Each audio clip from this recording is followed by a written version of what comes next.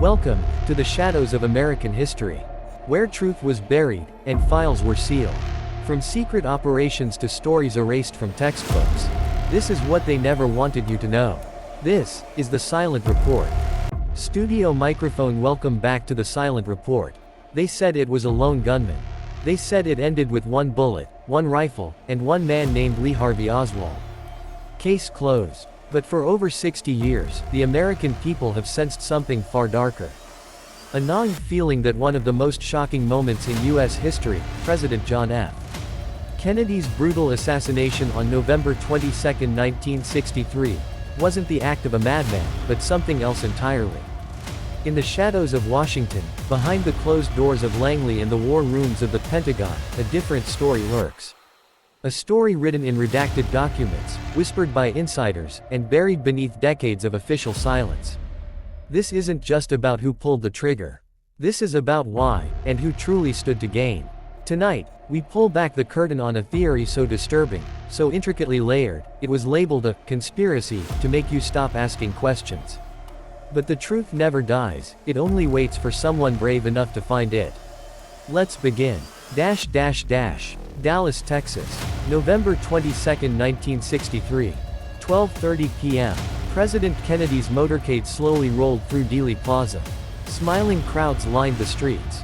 Just minutes earlier, JFK had turned down a protective bubble top for his limousine.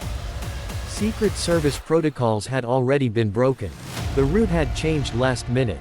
Buildings weren't properly secured. And then, 3 shots echoed through the air. Chaos erupted. The president slumped. Governor Connally was hit. Jackie Kennedy scrambled across the back seat in sheer panic. By 1 p.m., the 35th President of the United States was pronounced dead. The official story was ready within hours. Oswald, a former Marine turned Marxist who had defected to the Soviet Union, was arrested. 2 days later, Oswald himself was gunned down by Jack Ruby, a nightclub owner with alleged mob ties. A silenced assassin, silenced forever. No trial. No testimony. No answers. The Warren Commission claimed it was all simple. One shooter. One motive. Case closed. But was it? The motives they buried. To understand why JFK may have been targeted, we must look beyond the headlines and into the corridors of power. By 1963, John F. Kennedy had made dangerous enemies, not foreign dictators, but powerful forces within his own government. Let's begin with the CIA. After the disastrous Bay of Pigs invasion in 1961, where Cuban exiles backed by the CIA attempted and failed to overthrow Fidel Castro, JFK was furious. He reportedly told one of his aides, "I want to splinter the CIA into 1,000 pieces and scatter it to the winds." This wasn't just political disagreement, it was war between a president and his intelligence community. The director of the CIA at the time, Allen Dulles, was forced to resign. But Dulles wasn't just removed, he was humiliated. And here's where it gets chilling. Despite being fired by JFK, Allen Dulles was later appointed to the Warren Commission, the very body tasked with investigating JFK's death. Let that sink in. The man JFK didn't trust with national security helped write the story of his assassination. But the CIA wasn't the only agency on edge. JFK was also preparing to withdraw troops from Vietnam. In October 1963, just 1 month before his death, National Security Action Memorandum 263 outlined a plan to pull out 1,000 American troops by the end of the year. If re-elected, JFK likely would have ended U.S. involvement in Vietnam entirely. Now ask, who would lose from that? The military-industrial complex, defense contractors, arms manufacturers, and Pentagon officials stood to lose billions. A prolonged war in Southeast Asia meant profit, power, and global leverage. A president standing in their way was a problem.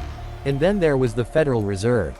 Few know this, but JFK also signed Executive Order 11,110 in June 1963, which began transferring the power to issue currency away from the private Federal Reserve and back to the U.S. Treasury. He even ordered the printing of $4 billion in United States notes, currency that bypassed the Fed entirely. If carried through, this move would have severely undercut the power of America's central banking system. A president willing to challenge the CIA, the Pentagon, and the Federal Reserve all at once. He was making enemies in the deepest shadows of American power. The cover-up begins. Almost immediately after JFK's death, the official narrative was locked into place. The Warren Commission began its work in 1964. Despite hundreds of eyewitnesses, conflicting evidence, and suspicious timing, it concluded, unsurprisingly, that Oswald acted alone. But cracks began to form. The so-called magic bullet theory, proposed by Arlen Specter, claimed a single bullet entered JFK's back, exited his throat, hit Governor Connolly's back, shattered his rib, emerged from his chest, hit his wrist, broke a bone, and embedded itself in his thigh, all while remaining nearly pristine. Ballistics experts laughed at the idea. Witnesses contradicted it. And yet, it became the cornerstone of the official report. Autopsy photos disappeared. The president's brain went missing. Medical staff at Parkland Hospital, where JFK was taken, described a large exit wound at the back of his head, suggesting a shot from the front, but this detail was downplayed or ignored. Secret Service agents were told not to speak. Witnesses died mysteriously over the years. Dozens, according to researcher Jim Mars, died from suicides, heart attacks, or accidents. One example, Dorothy Kilgallen, a journalist who interviewed Jack Ruby in jail and claimed she had explosive information, was found dead in her apartment before she could release it. Her notes vanished. These weren't coincidences. They were calculated moves in a quiet, decades-long cover-up. The rise of Lyndon B. Johnson, a quiet coup. While the world mourned, one man was already taking the oath of office. Just 2 hours after the assassination, Lyndon B. Johnson was sworn in aboard Air Force One, with Jackie Kennedy still in her blood-stained clothes standing beside him. The image was supposed to represent continuity. But to some, it looked like a coup. Johnson had much to gain from JFK's death, not just politically, but personally. At the time, LBJ was under intense pressure. He was being investigated for multiple corruption scandals. There were whispers that Kennedy planned to drop him from the 1964 ticket. JFK's assassination ended those problems overnight. And who did Johnson appoint to lead the investigation into JFK's death? Allen Dulles, the former CIA chief Kennedy had fired. Dulles wasn't just a member of the Warren Commission, many say he controlled it. LBJ also quickly reversed several of JFK's key decisions. He ramped up the war in Vietnam, sending hundreds of thousands of troops. He halted further issuance of U.S. Treasury notes, restoring the Fed's power. He aligned more closely with the CIA, rebuilding trust with the agency JFK had distrusted. Was this a smooth political transition, or the result of a high-level conspiracy? Johnson's longtime mistress, Madeline Duncan Brown, later claimed he told her the night before the assassination.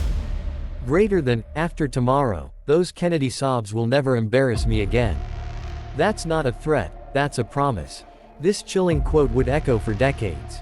The CIA's darkest blueprints, Operation Northwoods. To understand what the CIA was capable of in the early 1960s, we must look at a document that was classified for nearly 40 years. Operation Northwoods. Drafted by the U.S.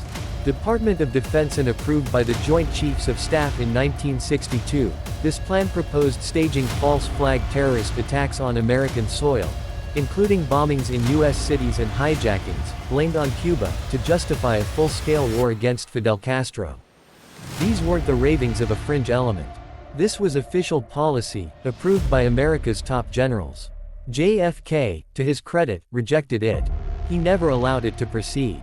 But imagine this, if the CIA and Pentagon were willing to consider faking attacks and killing American civilians to start a war, is it really so far-fetched to imagine they might remove a president who stood in their way?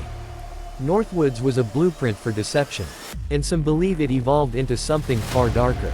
Conflicting eyewitness accounts, the grassy knoll mystery. Back in Dealey Plaza, witnesses didn't just hear shots from behind. Many reported hearing shots from the grassy knoll, to the front right of the president's limousine.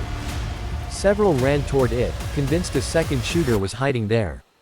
Police officer Joe Smith even claimed he encountered a man flashing Secret Service credentials behind the fence, only to later learn that no Secret Service agents were stationed there at all. One witness, Jean Hill, stated she saw smoke and movement behind the fence just moments before the fatal shot. Her testimony was ignored. Others were intimidated or had their statements altered in official records. Years later, the House Select Committee on Assassinations, in 1979, concluded that JFK was probably assassinated as a result of a conspiracy, based in part on audio recordings suggesting 4 distinct gunshots, more than Oswald could have fired alone. Yet even that report was buried under bureaucracy, its findings rarely mentioned by mainstream media. Jack Ruby, silencer or patriot. On November 24, 1963, 2 days after JFK's murder, Jack Ruby walked into a Dallas police station and shot Lee Harvey Oswald on live television. Oswald died hours later. The world was stunned. Who was Ruby? A Dallas nightclub owner with ties to organized crime. He claimed he acted to save Jackie Kennedy from having to testify. But his story changed repeatedly. When questioned later, Ruby told reporters, "Greater than everything pertaining to what's happening has never come to the surface. The world will never know the true facts of what occurred." He begged to be moved to Washington to speak freely. He feared he'd be killed in jail. 3 years later, he died suddenly of cancer, a type that some researchers claim was artificially induced. Why silence the assassin, unless he knew something that couldn't be allowed to surface? The CIA's shadow agents, George H.W. Bush and the curious case of Zapata. There's another strange thread that connects the dots. A declassified FBI memo dated November 29, 1963, just days after the assassination, mentions a Mr. George Bush of the CIA being briefed on anti-Castro Cuban groups in Miami. But the George H.W. Bush we know, the future president, denied ever working for the CIA at that time. In fact, he claimed he had no affiliation until he was named Director of Central Intelligence in 1976. So why was his name in an internal CIA memo in 1963? Even more curious, the name of his oil company at the time was Zapata Offshore. And what was the code name for the Bay of Pigs invasion? Operation Zapata. Coincidence? Maybe. But it raises questions about hidden networks and silent alliances in the intelligence world. A nation distracted, a truth forgotten. In the aftermath of JFK's death, the American public was traumatized. The Vietnam War escalated. Civil unrest exploded. Martin Luther King Jr. and Robert F. Kennedy would be assassinated within 5 years. The Watergate scandal shattered trust in government. Each tragedy shifted attention away from Dallas. A new generation grew up accepting the official story. Textbooks taught the Warren Commission as fact. And yet, the doubts never disappeared. Oliver Stone's 1991 film JFK reignited interest in the case, showing how far the government may have gone to hide the truth. It led to the JFK Records Act, and the creation of the Assassination Records Review Board. Thousands of documents were released, but even today, hundreds remain classified, including those that might expose CIA involvement. President Trump promised full release, then delayed it. President Biden promised transparency, then did the same. Ask yourself, what's in those files that, 60 years later, the American people still can't see? The final theory, death by deep state. What if Oswald was exactly what he claimed, a patsy? What if the assassination wasn't a random act, but a planned execution, staged by a coalition of elements within the CIA, the Pentagon, the Federal Reserve, and even the Vice Presidency? What if JFK's vision for peace, his rejection of endless war, his battle against secret intelligence power, his challenge to private banking, threatened too many powerful interests to survive? This isn't a conspiracy theory.